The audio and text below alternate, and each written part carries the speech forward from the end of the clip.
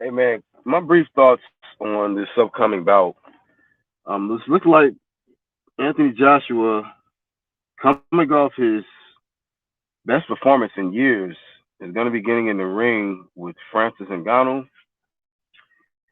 Only one pro fight. Put up a good performance versus Tyson Fury, but came up a little short. But he was able to drop Tyson Fury and basically show the boxing world that he belongs. And I think he belongs in the sport of boxing. Like Francis Ngannou, um, he's a warrior. He's not afraid. He's strong, and he actually got some boxing ability. Anthony Joshua, on the other hand, of course, two-time heavyweight champion, unified heavyweight champ. He's been having some shaky performances, but his last performance was versus Otto Valen, and he just got that new spark. He got that spark back from um, how he used to fight, where he's a seek and destroy. He's very aggressive, collects the data early, and gets rid of you.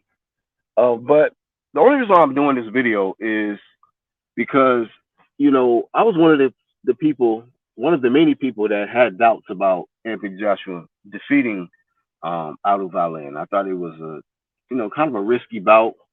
I thought that Aldo Valen's style would be a little too tricky for Anthony Joshua, a fighter who was trying to still figure things out, changing trainers and things like that. But Anthony Joshua, he came out on top. So I ate my crow and I gave full credit to Anthony Joshua. That's what you should always do when you make a bad pick. You can be wrong about something. Just be honest and just say, you know what, the guy I was wrong about him. He was the better guy. But that fight made sense because Anthony Joshua was talking about how um, he wants to fight for a world title again. He wants to become heavyweight champ again. So beating Otto Valen moved him closer to that dream of becoming three-time heavyweight champion.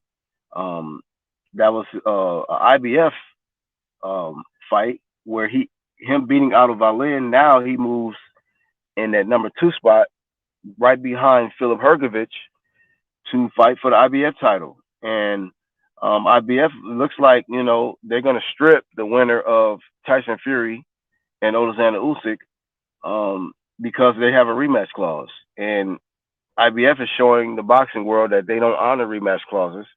So I just felt like, okay, Anthony Joshua is right where he wants to be. He get to fight Philip Hergovich next, and if he's victorious, he'll be IBF champion. But now he's taking this fight with Francis Ngannou, and I don't see how this really makes sense. You know, maybe I think the Saudis is paying for this bout, and they're trying to bring him back out there in Riyadh, Saudi Arabia, or whatnot. And I get what they're trying to do, but how does this make sense for Anthony Joshua? I feel like it's a risky fight. Um, Now a lot of people will say that Tyson Fury really didn't train for Francis Ngannou, and that's why um, Fury had trouble with Francis Ngannou because he didn't take him serious. I don't know if I necessarily agree with that. I think Francis Ngannou is a good fighter, um, and they say styles make fights. And Anthony Joshua, I don't know if he's ready for a guy as strong as Francis Ngannou. And you got a guy coming in the ring with nothing to lose and everything to gain. I'm not here to say and say that Anthony Joshua is going to lose. I just think it's an unnecessary fight. It's an unnecessary fight for Anthony Joshua to take. What happens if he lose? Is he going to lose his spot in the IBF?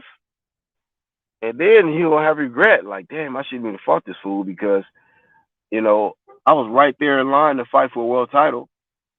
And if he gets beat by Francis Ngannou by some stretch or an imagination, if he loses, then I think that hurts his chances of fighting for a world title next. After that, um, I don't think IBF is going to be gracious and keep him at the number two spot. I think they're going to drop him in the rankings if he loses to a guy and it's only his second pro fight.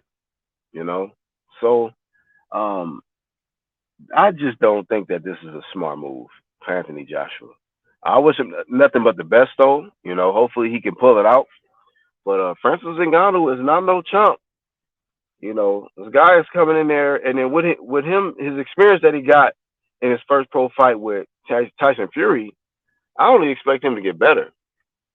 You know, is Anthony Joshua overconfident with his performance over Otto Valen? Is he feeling himself like, hey, I can beat anybody. I can destroy this fool.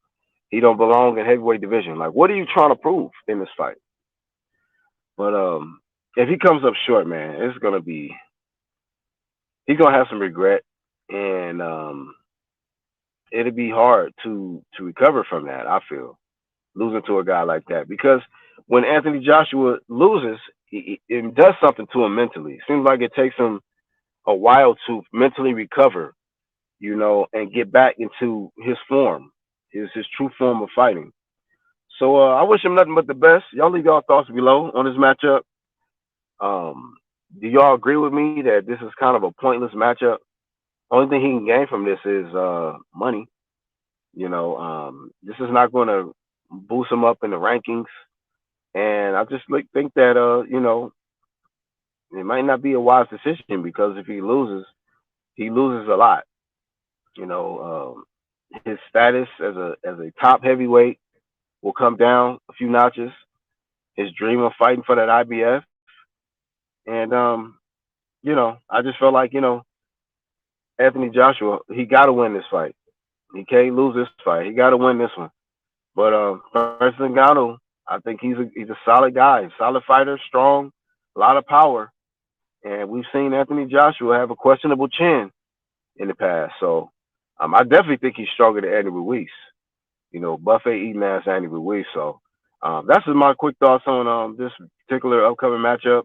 Y'all leave y'all thoughts below on the Black Horseman. Peace.